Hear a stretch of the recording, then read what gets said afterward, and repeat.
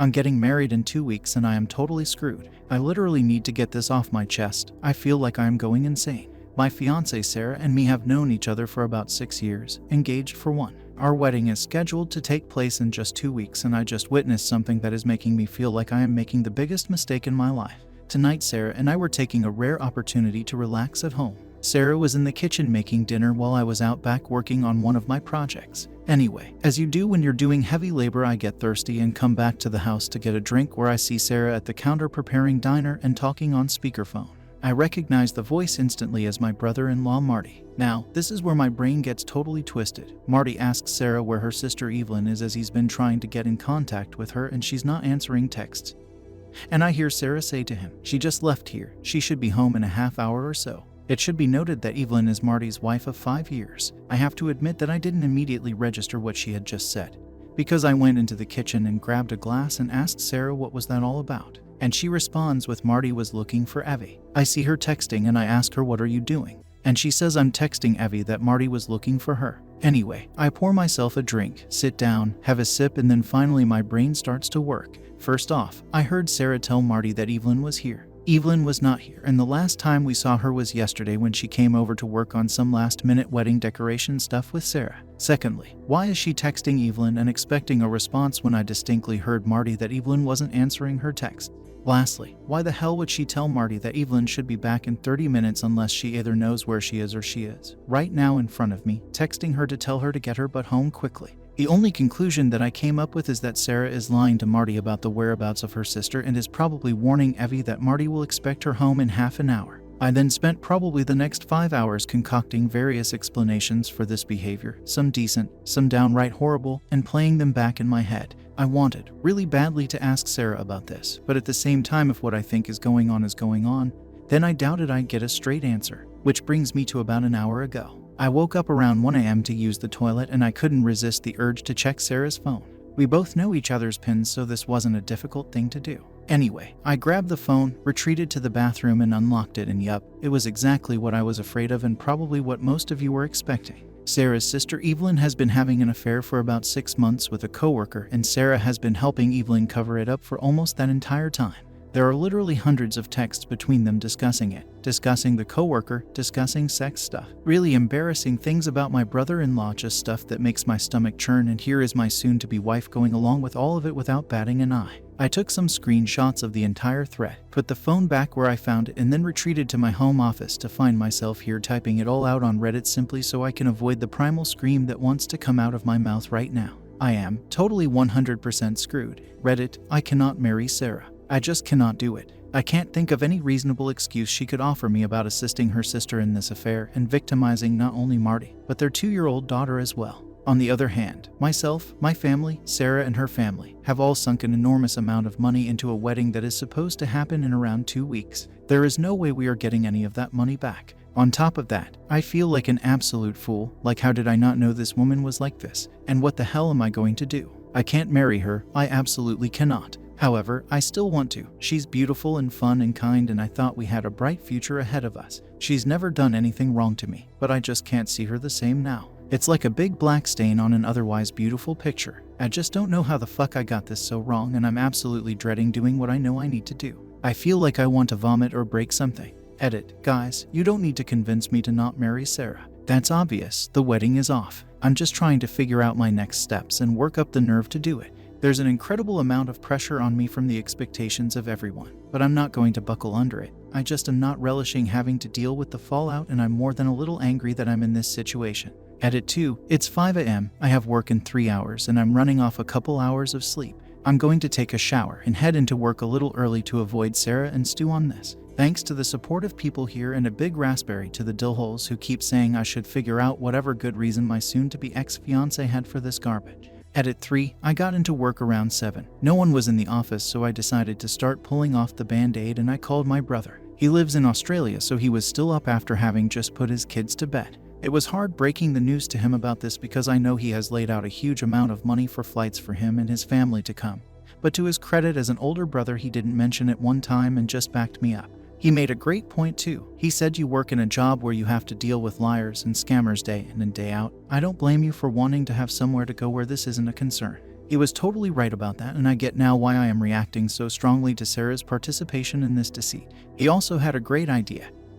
He was going to take his family down to Florida to do some sightseeing and visit the parks. Well, now the kids will be accompanied by their uncle as well. It should be easy since we were going to honeymoon there as well, and we were planning on meeting them for a bit anyway. I'll just rebook everything to be closer to him and his family, and I'll offer Sarah's ticket to either my sister or another family member. I haven't had time to read everyone's comments, but I have answered a few. Right now I'm just sort of making myself sick by drinking cup after cup of coffee and trying to distract myself until the day gets on enough where I can reach out to Marty. Edit 4. Just did morning stand-up. My stomach is doing flip-flops from drinking about 2 pots of coffee since I got in here so early, and I absolutely cannot focus and concentrate. I feel like I can't do anything really from my side until I tell Marty what I know, so I'm just going to take a sick day and drive over to his house and see if he's around.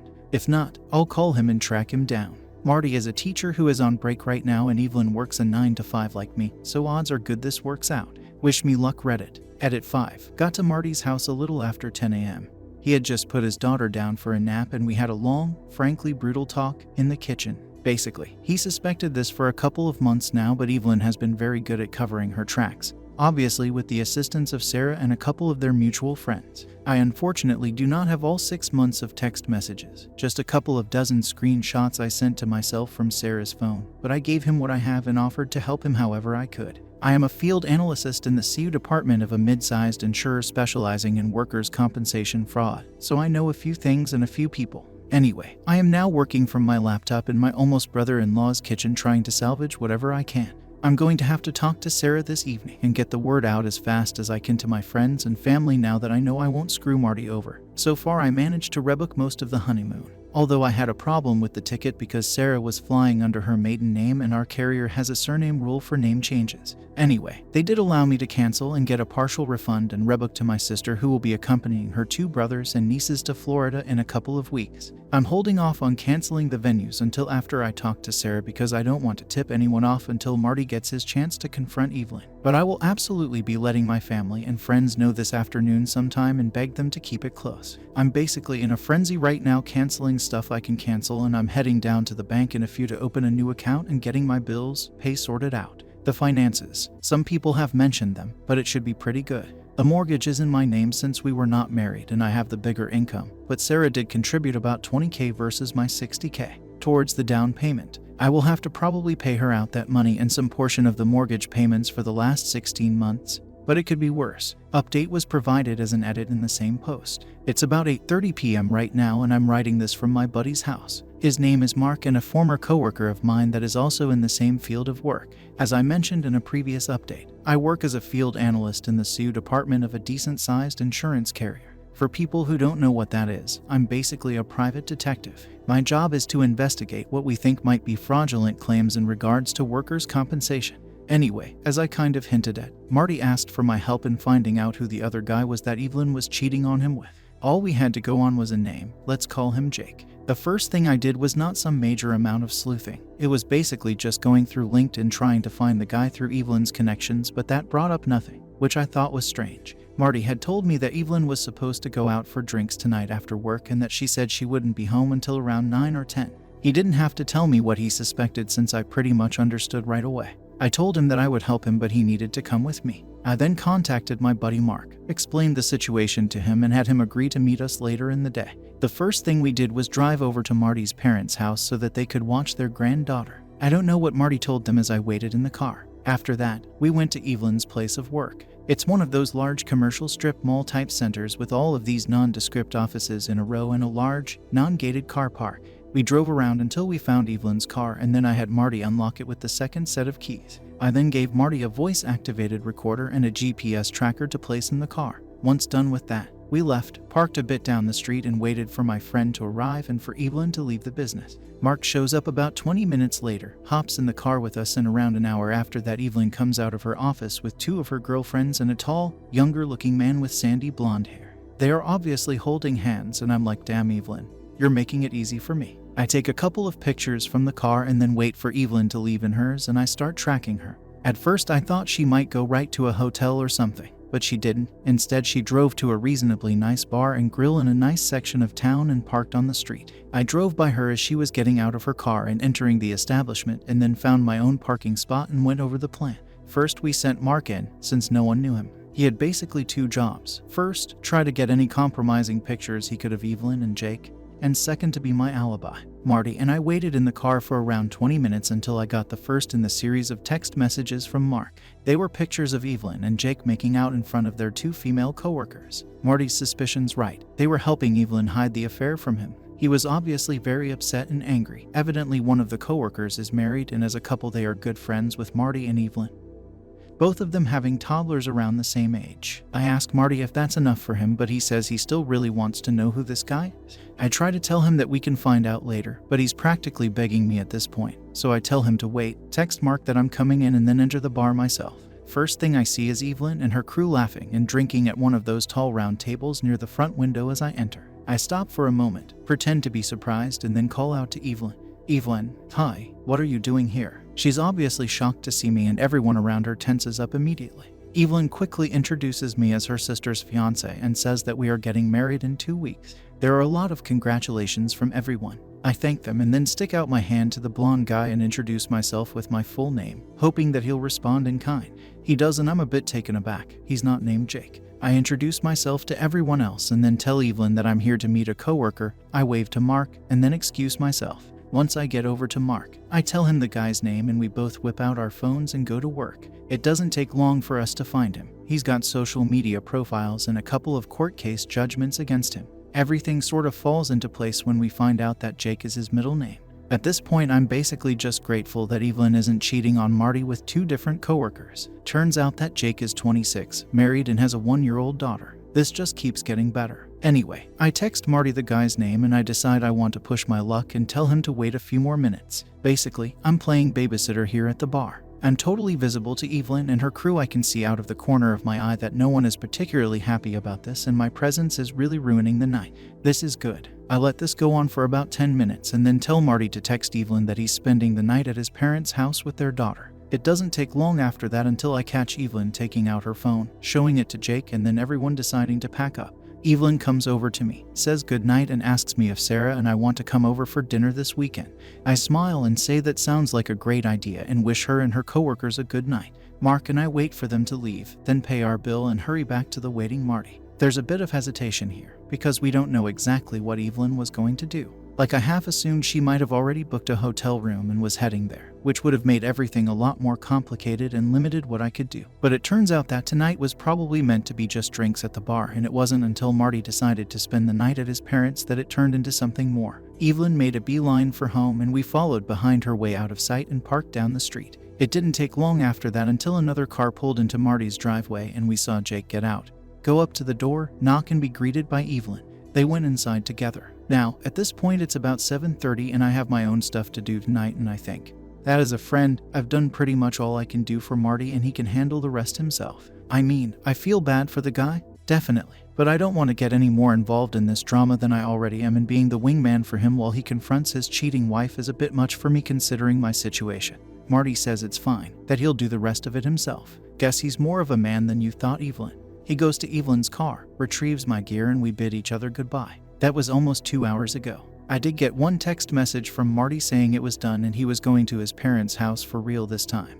But my phone hasn't been blowing up, so I don't know what's been going on with Evelyn, and I've been at Mark since then. I think that basically concludes my part in Marty's story. If he was smart and listened to my advice, he was recording with his phone when he entered the house. I'll find out later. Anyway, my biggest priority now is to head home and tell Sarah that the wedding is off. She's almost 100% going to take it badly. There's no way she won't, but like I said, I just can't get married to her right now. I don't know what the future holds for us, or if we will be done with each other or not, but definitely we are not getting married anytime soon. Also, for people who keep saying, why didn't you talk to her first? Why didn't you confront her? I have to say, are you people stupid? She stone cold lied in front of me to her brother-in-law that she has known for about 10 years and purportedly thinks is a really great husband and father. Maybe you are naive enough to think that someone can lie that coldly to someone they are supposed to care about and then tell you the truth, but I'm not wired that way. Until that moment, I never had cause to ever second-guess Sarah or not trust her, but she was literally untrustworthy in front of my face, and I'm supposed to let it slide or expect her to be honest to me.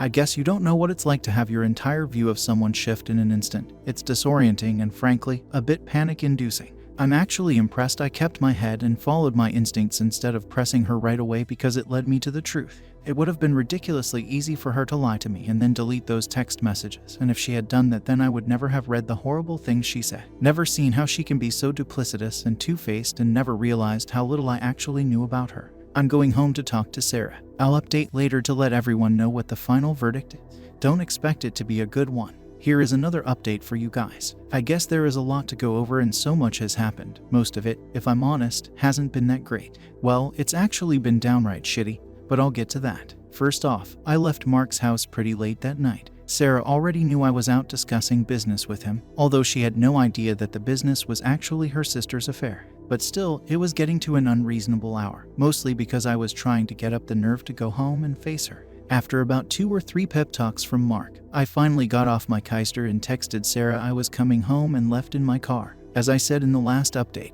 I was pretty surprised when I got there because when I walked into the house, Evelyn was crying on the couch with Sarah. I hadn't seen Evelyn's car in the driveway when I came home, so this was probably the last thing I was expecting. I froze for a moment and almost turned around and left. This was not how I imagined this going down, and I knew that Evelyn's presence was going to make a bad situation a million times worse. Still, I had a timetable that I wanted to move on. I had friends I needed to notify and wedding preparations to cancel, and the proverbial clock was ticking in the back of my head. When I entered the room, both Sarah and Evelyn looked up at me in acknowledgement, but the tirade of accusations never came. I just stared back, raising my eyes in question. The moment passed and Evelyn went back to crying. Sarah back to comforting, and I let it awkwardly hang in the air for half a minute while I thought. It seemed that Marty hadn't mentioned my assistance in the uncovering of Evelyn's affair. I decided to play dumb, not for any reason other than I wanted to see how Sarah reacted. I took a seat on a recliner, put down my laptop bag, and took my phone out of pocket. I made it look like I was fidgeting with it and then asked them what's going on.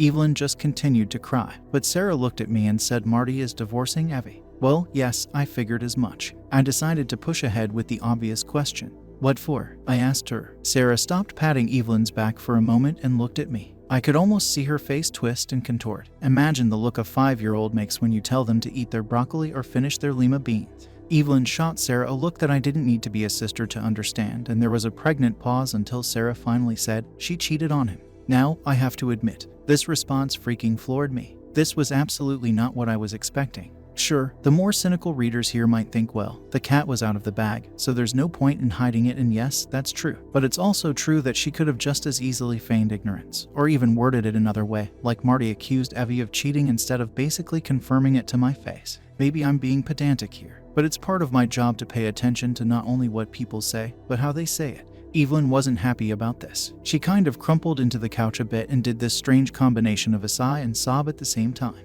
I wanted to press on, go for the gold to sort of speak, but I must have stammered a bit. Sarah probably interpreted it as shock, and well, she would have been right in a sense, just not how she assumed. Did you know? Sarah didn't say anything. She just nodded, her hand still rubbing her sister's shoulder. I didn't hesitate and asked for the obvious follow-up: how long? The answer came back a lot easier than I thought it would: 6 months. I was shocked by how easily she admitted to it. Evelyn was shocked as well. She smacked her sister's hand off her, and I think even Sarah was a little shocked at saying it out loud. I leaned back in the recliner and rubbed my face. Time to tug the rest of that band-aid clear off. We're not getting married. There were 2 looks like stunned goats and a chorus of "huh." What? From both sisters. I stood up and repeated myself. We're not getting married. I can't marry someone who would cover up adultery, especially not for 6 months. Sarah sprang off the couch and opened her arms. The body language was, you can't be serious. But I just put my hands in front of myself. I'm serious. I don't like this, not one bit. I don't like that you took part in this, and I can't get married to you with how I feel. It would be a mistake. The waterworks started immediately, and even Evelyn did that thing with her mouth that looks like a perch trying to suck air. There were wails from Sarah, accusations of not loving her, appeals to my sense of duty, to the loss of money, the inconvenience to all our friends, the embarrassment of it all. It was frankly nothing I hadn't already thought about, but it definitely felt different hearing Sarah say it through body-racking sobs. It was at this point I probably made a big mistake. Well, maybe not, because I have no idea how long Marty would have kept my involvement in everything off the books. But in an effort to convince Sarah of the finality of it all, I said, look, I already canceled the honeymoon. It's not happening. I knew it was a bomb the second it left my mouth, and the explosion was damn near immediate. Evelyn, to her credit, had always been pretty quick on the uptake, which is probably how she had managed to fool her husband for so long. I could almost see the realization dawning on her when she put it all together with my appearance at the bar earlier in the evening. She screamed, "You son of a bitch," and flew across the room at me. Now, I'm not a huge guy, but I'm no slouch either. But the force that Evelyn flung herself at me had me staggering backwards, and I barely had enough time to get my hands up before she started raking my face with her fingernails. I almost lost the phone I still had in my hand, but still managed to push her away and say very loudly, "Evelyn, get off me. Sarah, get your sister under control." Evelyn made another lunge for me, but surprisingly Sarah did exactly what I asked her to and wrapped her arms around her sister's waist and held her in place. I looked at Evelyn and yelled, "Get out of here right now or I am calling the police," holding my phone up for emphasis. Sarah asked both of us to calm down. She said to me, "OP, she doesn't have anywhere to go right now and Marty took her car keys." That explained the lack of a car in the driveway, but I didn't care. I was 100% through with Evelyn and I was going to make sure she knew it. I marched into my home office and locked the door and dialed the po-po. I told them I had been attacked by my fiance's sister and had locked myself in my office, that I was bleeding from my face. Evelyn had scratched me pretty good along the inside of my left eye and that my vision was blurry and I feared for my life. I even told them that I had recorded the entire altercation on my phone. Just as I was finishing up my conversation, Sarah comes knocking on the door. "OP, please come out. We need to talk about this. And please, I love you, don't do this. We don't need to do this." And even Evelyn is sorry, she wants to apologize. I'm pretty sure that last one was a lie, but Sarah was obviously losing her shit. I didn't answer her, and her attempts to cajole me out of the office ended probably right when the police rocked up to our front door. I could hear Sarah talking to them and I decided to come out. The cops were two males. One of them looked younger than me, maybe around Sarah's age, and the other one looked older and more annoyed about life in general. I introduced myself, pointed at Evelyn, stating that she attacked me and offered to show the cops the recording I made. The younger one asked me if I wanted to press charges. I said yes. He asked me again if I wanted to press charges. I said yes again. At this point, both cops looked at each other and before the young cop could open his mouth again, I said, "Yes, damn it, I want to press charges. I have video evidence and this is going to court or else I'm going to call up your boss and ask him to come down and do it himself." I think they were pretty surprised that I knew his name. Not that we are friends or anything, but given my line of work I spend plenty of time interfacing with local law enforcement and I have met most of the brass or talked to them on the phone a couple of times in the last few years. Honestly, at this point, I was getting pretty hot under the collar and while I get what these guys were thinking, I don't agree with it at all. Facts are facts. Sure, I might not be bleeding out on the floor, but Evelyn assaulted me in my own home and I wanted her gone. Thankfully, the situation didn't immediately escalate and the two officers handcuffed Evelyn and put her in the back of the patrol car. She was squealing and crying like some sort of gibbering maniac the entire time. Sarah wasn't much better. She just kept going, "No, please, no," over and over again. At this point, the younger cop circled back and asked us if everything was okay here. I just told them I was going to bed. He asked Sarah again and she didn't immediately answer, so he goes, "Is everything okay here, ma'am?" It was clear what he was fishing for. At this point, I really disliked this guy, but I bit my lip. Sarah finally realized that the cop was addressing her and she just nodded at him. Obviously, the guy is not satisfied with this and starts to ask her again, at which point I interject and say, "If you want to go on a fishing expedition, you might want to do it over there on the lawn where my doorbell camera isn't recording you." I think at this point I had pushed my luck with this guy one too many times. But what could I do? I think I was probably about 30 seconds from getting the cuffs slapped on me until his partner came up and basically pulled him away. He was an older man, probably in his late 50s, and probably didn't want to process two arrests right at the beginning of his shift, especially when one of them was obviously going to be more trouble than it was worth. I'm pretty sure he talked him out of it and they left, carrying Evelyn away and hopefully out of my life forever. At this point, I'm thinking about if I want to stay here or not. The fact that my parents live a couple of hours away combined with the thought of about how poor I am going to be in the short term here ruled out either their place or a hotel, so I just decided to sleep in the guest room. Sarah made some futile efforts to get me to engage with her in conversation, or to sleep in our bed, but I just told her we'd talk tomorrow and then I was tired and didn't want to be disturbed. Thankfully, she let me be and I crashed hard. Harder than I had in years, which pretty much brings us up to speed to the last update. But dear friends of Reddit, let me tell you this, the next day was by far the weirdest effing day of my life. To start with, I woke up at 11 a.m. Sarah was still home. She had cleaned the house from top to bottom. I mean, the floors sparkled, the toilets shined, I could lick the linoleum in the bathroom and it'd probably be minty fresh. She had obviously been busy, but when she saw me she sort of hovered out of immediate range, not quite engaging, but looking like she wanted to say something. I get it. Last night was traumatic for everyone and she was probably uncertain. Like, did I just cancel the wedding in the heat of the moment?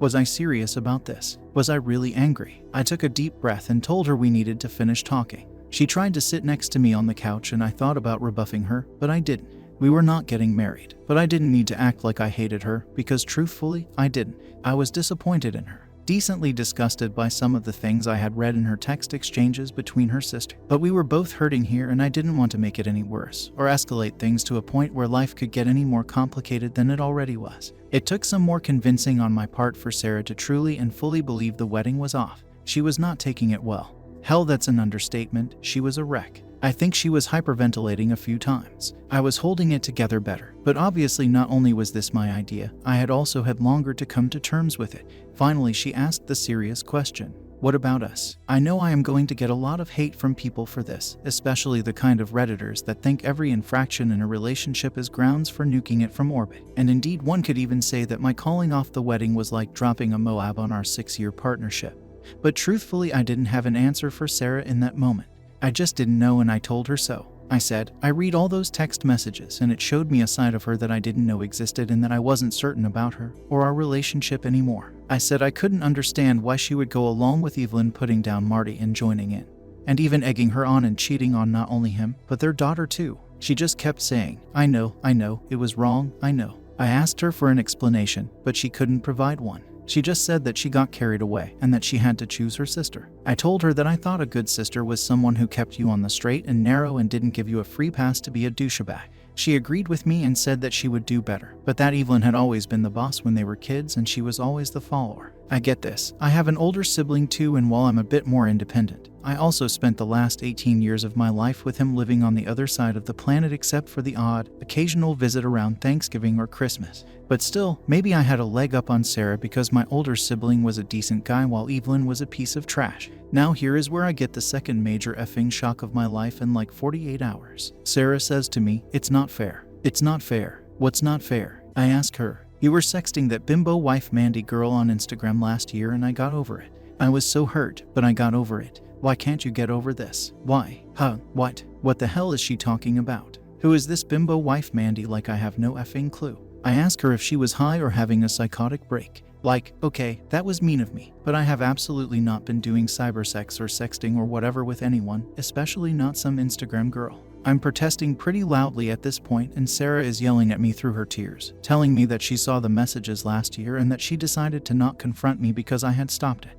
Evidently, she had been checking my socials from my home computer when I am at work, which should have been really boring because I have only family and a couple of work friends on there. I try to make this case to her, offering to let her log into all my accounts and check for herself, but she's just calling me a liar and a pervert and all sorts of shit. She starts throwing stuff at me and so things are getting out of hand, and I tell her that if she throws one more thing I'll have her taken out of this house just like her sister. She swears at me and stomps off to the master bedroom and slams the door. Now, at this point I am so damn confused I barely know what to think. I head into my office, fire up my desktop and type bimbo wife Mandy into Google. Sure enough, there is an Instagram, a Twitter, a Reddit even, and of course, an OnlyFans. I click on one of the Instagram links and up comes a post of an extremely busty woman, like clearly pushing the limits of science and technology, and oh, guess where she's from? Australia. Well, everyone, remember all the nice stuff I was saying about my brother? Guess who was staying with us last Christmas all the way from Australia? Guess who I told? Sure, go ahead and use my office computer to play games if you have jet lag. As far as I can tell, my brother, after his wife and kids went to sleep, logged into either Insta or over something and was probably paying money to sext with this girl. What a great effing guy. Now, I would love to call my brother and not only confirm my suspicions, but also give him a goddamn earful. But it's like 2 or 3 in the morning there, so it's going to have to wait. But I am crawling the walls here trying to sort out how I feel about everything. I feel totally let down by everyone. I think to myself, damn, what is this world coming to? For a brief moment, I try to connect the dots between whatever the hell Sarah saw my brother do and what she did with Evelyn, but try as I might, it doesn't really come together. Maybe she's a more tolerant or forgiving person than I am, which is why she didn't confront me when she saw this, but I wish she had. It would have given me an opportunity to directly tell her my whole personal stance on these things and to even show her how I would act. It might have influenced her in a good way later on. Or maybe it wouldn't have mattered, I don't know. All I know is that this post is becoming a novel, and I have blown off most of the morning when I should be working to get this out of my head and onto this page. I feel better for doing it, but there is still probably another 2-3 posts left to tell. I'm not going to post them to this subreddit anymore. I'm not sure that they'd let me, but I will try to quietly update my profile in the next day or two with the rest of the blowout. Talking to my brother, talking to my parents and Sarah's parents, and finally where Sarah and I stand. One thing that I can say, however, is it seems like most of my immediate family relationships are incredibly strained for various reasons. My parents are largely supportive, but that's becoming less so now that the reality of the financial loss is setting in. Yes, the marriage is still off. That was pretty much a certainty from the get-go. Sarah's parents are a bit more pissed, and I'm sure they are sticking pins in voodoo dolls crafted in my image right now. Evelyn, for people who are wondering, is no longer in jail. She got Sarah to bail her out, and I even laid into Sarah for that, calling her sister's underling, which I think actually struck a chord with her because she wrote me like a 20-page letter about how her sister always bossed her around throughout her entire childhood. I've read it twice now, and I wish we had talked about this pretty much any time within the last 6 years. Maybe things would be different. I don't know. Anyway, Reddit. If anyone is still interested, expect a final chapter of this saga in like a day or two, and maybe a follow-up after the former wedding date passes. Note, Bimboifmindy makes an appearance in the comments. 08/10/23 update August 10th, 2023. This update has taken longer to get around to than I originally intended. A lot of things have happened over the last couple of days that have kept me pretty busy, and it really wasn't until today when I had some free time after lunch that I could sit down and get this out. I'll try to get through as much as I can. Before that, however, I just want to mention a couple of things in response to comments from the last post. I'll try to be brief. Firstly, I don't know much of what's going on with Marty and his divorce, other than to my knowledge, he's still divorcing her. Obviously no papers or anything, but the intention is clear. In addition to that, I'm not really in the position to be advocating for any sort of course of action that Marty should take, or offering him legal advice, or assisting him in doing anything to the other man, or tracking down the other man's wife, etc. Marty is a grown-ass man and he can do whatever he wants with the situation, and my position, as his friend, is just to support him and offer advice, if he asks for it. Secondly, this isn't some sort of guerrilla marketing for an OnlyFans girl. If it was, I should have done it on the first post, which hit the front page of Reddit and was seen by over 3 million people. Also, given that this post got so popular on Reddit, it's not really a surprise that Bimbo Wife Mandy, another Redditor, happened to be following the story and saw her name. It could have easily been any other of the hundreds and hundreds of girls who use Reddit to post their pictures. And as a brief aside, speaking of Mandy, I have indeed talked to her. She was actually quite helpful in confirming something for me, and as a person she seems quite nice, but guys, there is no romance plans here in the future. Mandy is married, evidently quite happily so, and for almost 2 decades, and frankly, while her husband must be cool with it, she's way too much for a mere insurance guy like me to handle. Seriously. So, with that all out of the way, on to the update. Last time I wrote in, I ended it up with me assuming that my brother had used my office computer to chat with Mandy, but it was too late for me to contact him. I am one of those guys that once a problem is put in front of him, I must be actively working on trying to solve it. This is great for my career choice. But in situations like this, all I was doing was driving myself insane. So, I decided to take a deep breath, leave everything until later, and carry on with what I needed to do. First thing up was attempting to contact every person from my side that I had invited to the wedding that I had not yet informed about its cancellation. As you may recall, I had already informed my parents and had them contact my relatives on the day I made up my mind. But only myself and Sarah have the complete guest list, so I needed to do the rest myself. Out of respect for my friends, I decided to call instead of text, but this might have been a bad idea since every phone call typically resulted in a rather lengthy explanation of why I was canceling the wedding. I know I could have given some other excuse, but I wanted people to know that I wasn't being frivolous or just experiencing something inane like cold feet. It was important, not just for my own reputation, but I think in order to show respect to the people who had agreed to come on that day to support myself and Sarah as a couple. Because of this, it wasn't until late into the evening when I finally managed to contact everyone, which meant it was now morning time in Australia. I knew what I needed to do, but I wanted to make sure that my ducks were all in a row, so I took a breather and made a sandwich in the kitchen.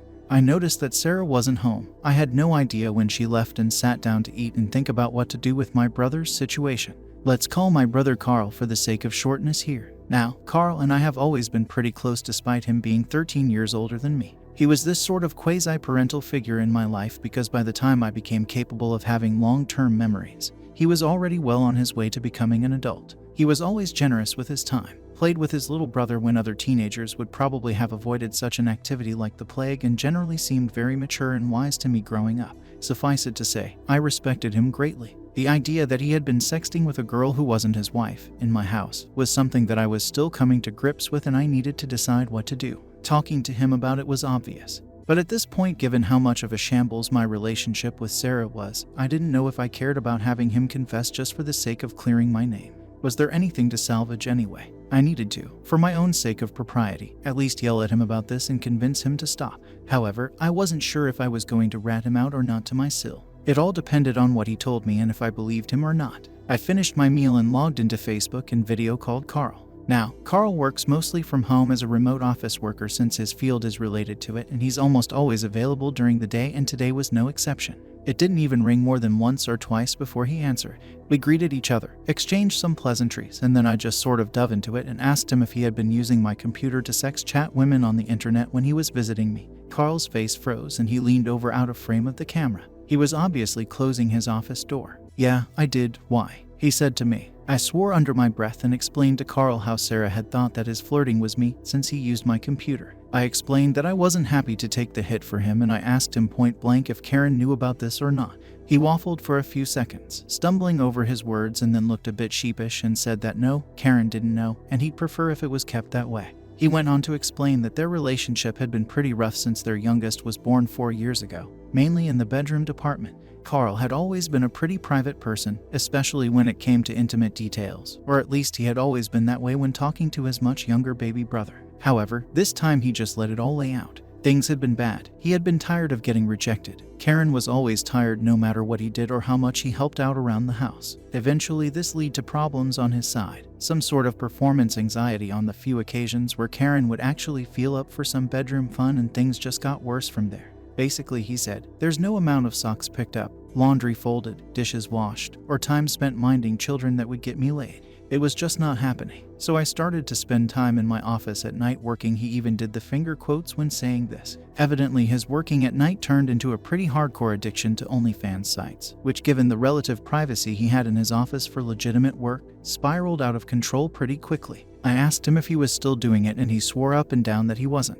I thought I believed him when he said it. He seemed to be sincere, but I just had this niggling feeling in the back of my skull that something was off. Maybe it was because of all of the deceit I had encountered recently, but I was doubting my own brother, who has really been a stand-up guy to me our entire lives together. I really hated being in this situation. Now, the problem I faced was pretty complex here. First, if I wanted to clear my name, then I would have to get my brother to tell Sarah that it was him all along. However, if he did that, then there was no guarantee that Sarah wouldn't spitefully inform Karen. I personally thought it would be best if Karen knew, but at the same time I didn't know if I felt comfortable potentially dropping a nuke on my brother's marriage over something he not only said he stopped, but is in this sort of moral gray area for me. I didn't have an answer right away as to what to do, but I did urge him to tell his wife about this and to get into marriage counseling. He said that they actually had been going for the last 6 months, and while it was helpful, what had really helped him was getting a prescription for some generic Viagra. I actually did a spit take at that, neatly spraying my computer screen with water. He told me that they had been trying to make sure they have intimate time at least a couple of times a week, and the Viagra had cured him of his performance anxiety to the point where now they were both looking forward to spending time together after the kids went to bed. The general gist of this was something along the lines of, hey, this is actually going in the right direction now, please don't screw this up for us. I really didn't want to be in this position. Not just for the sake of Carl and Karen, but for my 2 nieces as well. And if what Carl was telling me was the truth, I could be tossing a firebomb into a relationship that was starting to mend. It was unpredictable what would happen. So yeah, it may disappoint some people, but at the time I felt that the best option I had was to wait and see. I was, after all, going to meet him in a couple of weeks in the flesh, and once I got him alone in a room and a few drinks into him, I was going to definitely get to the bottom of this. It seemed like the best course of action. Anyway, that night I went to bed early. I didn't see Sarah until the next morning. She looked haggard, like she had a distinct lack of sleep. I asked her where she had been, mostly out of habit. After all, we had been together for almost 6 years. She told me that she had gone down to the courthouse for Evelyn's arraignment to post bail, and that afterwards she had driven her to her parents' house and spent the night. She made a point of telling me how horrible it was to have to explain to her parents that I had called off the wedding. I asked her if her parents knew the reason why, and she barked, "Of course they do. I tried to remain calm, but by this point in this ordeal I was losing it. I bit back at her. Are you going to move back there so that they have both girls at home now? It was childish and petty, but the fact that she bailed Evelyn out of jail annoyed me to no end. You don't need to be an ass about this, she said, to which I said, and you don't need to be Evelyn's FC King underling. I could see Sarah visibly flinch when I said that to her. It obviously had struck a chord, and the corners of her eyes started to tear up, and I cooled my temper. We just sort of stood there, miles apart in the living room of our house, and didn't say anything for a good solid minute or two until Sarah decided to continue talking. Our parents are going to be here at 3. I actually face-palmed at this. I was about to go off on her for not consulting me on this, but decided that was just my own ego. After all, I did need to sit down with them and work out the details around the wedding and whatever remaining deposit we had, and I needed to, at least once, face-to-face explain to everyone why it wasn't happening. So fine, let's do this and get it out of the way. I tried to make myself busy, but there isn't much you can do on a Sunday except waste time, and time wasting isn't very enjoyable when you know you are heading into the meat grinder in just a few hours. Still, 3 p.m. came, and so did our parents. We all sat down at the large kitchen table that Sarah had bought just a month after we closed on the house. It was second-hand, from Facebook Marketplace, but she loved it because it was solid oak with a beautiful finish and capable of seating 8. She always wanted to have big dinner parties with our families over, just not like this. The next 3 hours were grueling. No one was happy, nor should they be, I guess. The best support I could get came unsurprisingly from my own parents. But even that was tempered, essentially along the lines of, well, it's his decision to make, which more or less means, yeah, we think this is crazy too, but we're still backing him. Honestly, that was fine with me. I didn't need my parents to get the stigma by association of canceling the wedding. I was fine with owning that. Eventually, we worked out a decent deal in regards to the wedding. We would try to get back whatever money we could, split it back however it was contributed, and then eat whatever losses there were communally. However, when it came to the subject of the house, Sarah vehemently objected to my idea of paying back her or her parents for the deposit. Basically, she didn't intend to move. Now, as you might imagine, Sarah and I hadn't really talked about the us or us living together situation in too much detail. The fact that I even brought up settling the house equity seemed to shock her, because the implication here is that I expect her to move out of our home. She threw a fit, and I don't blame her. I should have settled our relationship status with her first before trying to negotiate a payment plan with her parents. It really tipped my hand to everyone about how I was feeling about our relationship, and while I think our parents expected it, or at least understood, Sarah was beside herself. She was absolutely not accepting of us breaking up over this, and she made it clear. I am not moving out of my house, and we are not breaking up, she declared. And that's pretty much how my Sunday night ended. After our parents left, Sarah and I tried to talk it out some more, but we kept running in circles around each other, and I had to curb my natural inclination to run her down until we got a resolution. Truthfully, I was pretty damn tired as well, and I just wanted to turn off my brain. Believe it or not, we just ended up sitting on the couch and watching a movie together in silence until it was time to go to sleep. We left it there with a "we'll talk about it more tomorrow" and retreated to our separate rooms. On Monday, I woke up to a large handwritten letter slid under the door from Sarah. I took a brief look at the first few pages and decided I would deal with it later, and went to work. When I left, Sarah was still in bed. She must have been up late writing that letter. At the office, I rescheduled some meetings and started calling venues and vendors that were on my list. It was a mixed bag of results. The catering people were adamant that I pay most of their fees under the pretense that they had ordered most of the food. I shot back at them over this, like were they expecting me to eat a week-old steak? But my appeal fell on deaf ears. I tried talking to the woman who ran the catering business and explaining what happened, but that seemed to only firm up her resolve to get as much money as possible out of me. Inversely, the DJ that I had hired for the entertainment was incredibly kind and gave us back almost all of the money. Things went on like this, and during the day between making calls and doing work, I read Sarah's letter. Now, this is 20 pages of written word, so I'm just going to summarize. The gist of it was that ever since childhood, Sarah has been bullied by Evelyn, and in response, Sarah's way of dealing with this was to essentially go along with whatever Evelyn wants to hear. She went on to say that it had become sort of a general way of operating in her life, that she was just afraid to rock the boat, to cause a problem, or sometimes even to voice an opinion. I reflected on this because, truthfully, when I look back at our relationship with a more critical eye, I kind of think that Sarah was a bit too perfect of a girlfriend.